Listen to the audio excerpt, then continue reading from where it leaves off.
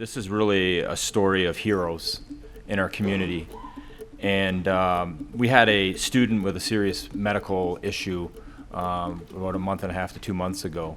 And due to the quick action of the staff and first responders, the student is doing well, and I believe he is here today. This is the story of some of our staff going above and beyond. There was a defibrillator used during the situation, CPR, and this is really a positive story. At approximately 4:45, after swimming some laps, Muhammad did not surface out of the water. Miss Emily Bartley, who's here with us today, wasted no time when she dove into the water to pull him out immediately and began CPR, while commanding the students that were around to go get some help.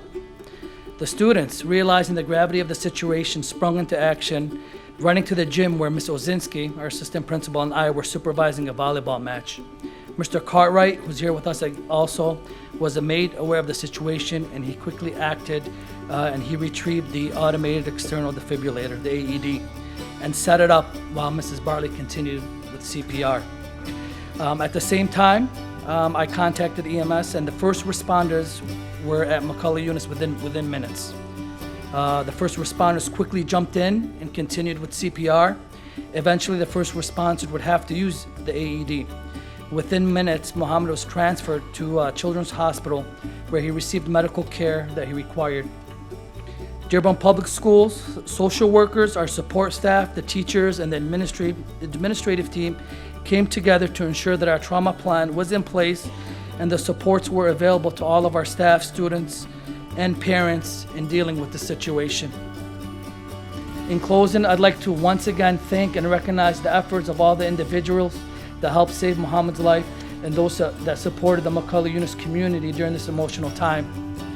Without their effort, this outcome could have been tragic, and McCullough Eunice community would not have been able to successfully navigate through all of this.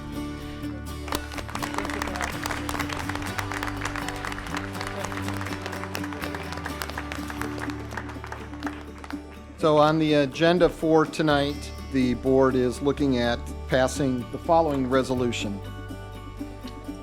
Be it resolved that the Dearborn Board of Education extends its most sincere thanks and gratitude to Mr. Courtright and Ms. Bartley for their heroic actions on that day. Resolved that the Dearborn Board of Education acknowledges the importance of automatic electronic defibrillators as critical life-saving devices in all Dearborn Public School buildings. Resolved that the Dearborn Board of Education will from this day forward acknowledge October 2nd as Automatic Electronic Defibrillator Awareness Day in the Dearborn Public Schools.